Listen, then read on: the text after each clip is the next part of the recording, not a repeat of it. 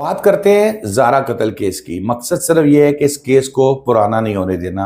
इसको इसकी फाइल जो है वो कूड़े के टोकरे में या रद्दी की टोकरे में ना जाए और इसके अंदर जो है वो पता हो तफ्तीश करने वालों को कि ये इस पे मामलात आवाज़ उठ रही है। लोग अभी भी ये चाहते हैं कि ज़ारा को इंसाफ मिले।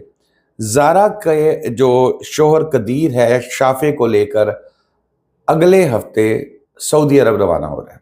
सऊदी अरब में उसकी क्या प्लानिंग है ये भी मैं आपसे डिस्कस करूंगा।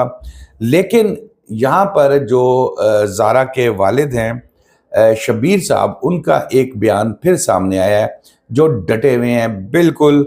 और उन्होंने कहा है कि जान जाती है तो चली जाए, लेकिन किसी सूरत अपनी लाडली बेटी के कातलों को माफ़ी का इम्कान कोई नहीं है, दूर दूर तक। इसके अलावा एक रिपोर्ट अभी आनी है, क्योंकि एक लास्ट टाइम मैंने आपसे शेयर की थी फोरेंसिक लेबॉर्ट्री की जो रिपोर्ट आई थी, लेकिन अभी डीएनए की रिपोर्ट आनी है जिसमें ये मैच किया जाएगा कि जो जिस्म के टुकड़े मिले थे बोरियों से वो ज़ारा के थे और ये उसके वालिद के डीएनए के साथ मैच कर रहे हैं। क्योंकि एक चीज़ तो बहुत क्लियर है कि अगर सब कुछ सामने भी हो रहा हो तो एविडेंस बहुत ज़रूरी है। जब आप अदालत के अंदर ट्रायल में जाते हैं तो पुलिस की जिम्मेदारी होती है कि कोई किसी किस्म के खाली बयान को अगर कोई इकरार जुर्म भी कर लेता है तो पुलिस उस पर भी तसल्ली नहीं करती। पुलिस उस पर भी एविडेंस मैक्सिमम इकट्ठा करती है कि कल को वो अदालत के सामने अगर मुकर जाता है तो पुलिस के पास इतना सफिशिएंट एविडेंस हो कि पुलिस कहे कि ओके ये तो हमारे पास ये है, ये बंदा मुकर गया, कोई बात नहीं, ये हमारे पास इसका प्रूफ मौजूद है। ये डीएनए जो मैच करना है ये भी एक प्रूफ होगा कि वो डेड बॉडी जो है वो ज़ारा की थी।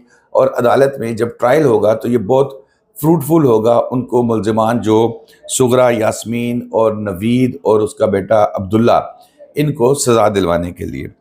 अब बात मैं कर रहा था शबीर साहब की, उनसे ये पूछा गया कि क्या कदीर वालदा और बहन को बचाने की कोशिश कर रहा है, तो उसमें उन्होंने कहा कि साफ इनकार तो नहीं किया, लेकिन उन्होंने ये कहा है कि मेरे इल्म में अभी तक कोई ऐसी बात नहीं आई।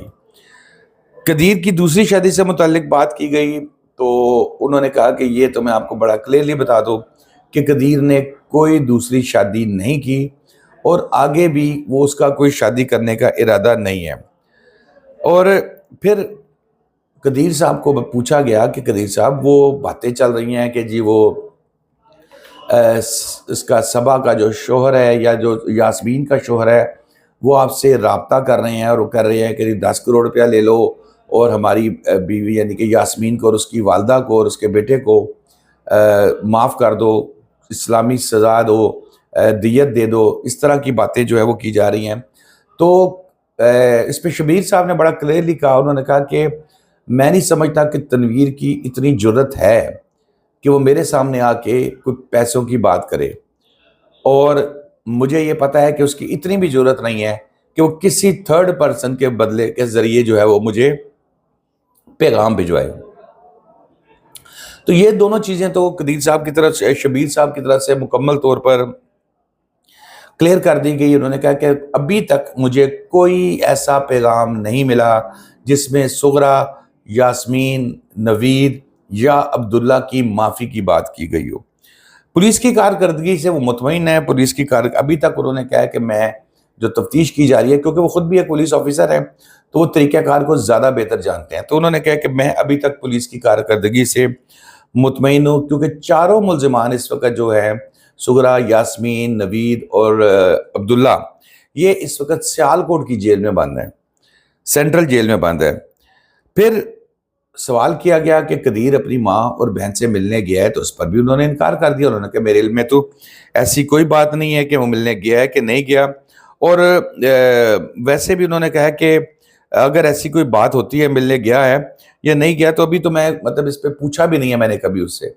मुझे या मेरी कदीर से बात होती है तो मैंने आज तक उससे ना उसकी माँ बहन के बारे में कोई बात की, ना मैंने पूछा कि तू जेल गया है मिलने, नहीं गया, वो क्या कह रही हैं।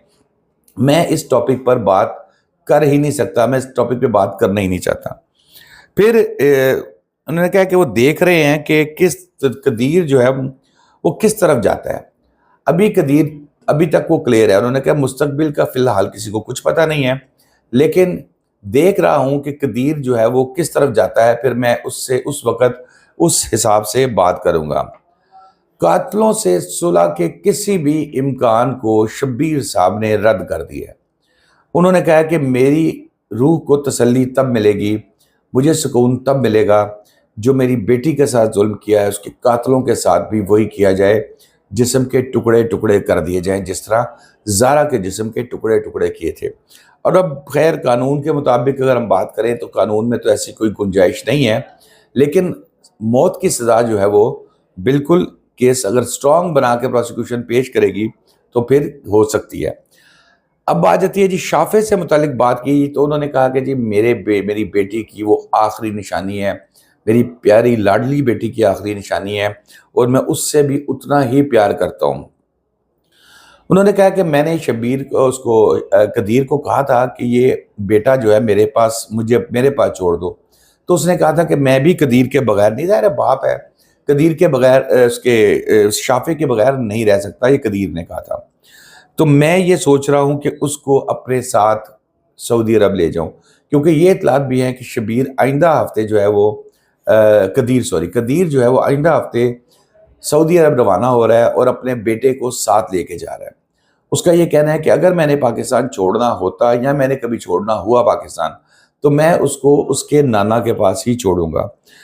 اب وہاں پر جا کے ظاہر ہے دوسری شادی نہیں کرے گا تو بچے کو پالنا کوئی آسان کام تو نہیں ہے، تو اس پر بھی قدیر نے پلاننگ کر لی ہے کہ سعودی عرب جا کے وہاں پر مل جاتی ہیں جی بنگالی ادھر ادھر سے آئی ہوئی جو میڈز ہیں جو بچوں کی کیئر ٹیکر ہوتی ہیں، ان کو میں ہائر کر لوں گا اور قدیر کو ان کے پاس چھوڑ دوں گا۔ پاکستان چھوڑنے کا کوئی امکان نہیں ہے۔ اور پھر یہاں پر یاسمین کے شوہر اٹلی سے تنویر کی میں نے آپ کو پہلے بتا چکا ہوں کہ انہوں نے کہا کہ اتنی ہمت نہیں ہے کہ وہ بات کر سکے۔ اب یہاں تک میرا تجزیہ ہے وہ یہ ہے کہ یہ قدیر صاحب کی حد تک تو یہ بات اب کلوز ہو چکی ہے کہ کوئی صلح کا امکان آگے چل کے بھی ہوگا شبیر صاحب کی طرف سے۔ قدیر جو ہے اب یہ سعودی عرب چلا جائے گا اپنے بیٹے کے ساتھ، ٹرائل چلتا رہے گا، ہو سکتا ہے کل کو سزا ہو تو شاید وہ ماں بہن کو دیکھنے کے لیے آ جائے، ادروائز وہ مشکل ہے کہ وہ اب جلد واپس پاکستان آئے۔ شاداب ریاض کو اجازت دیجیے، اللہ حافظ۔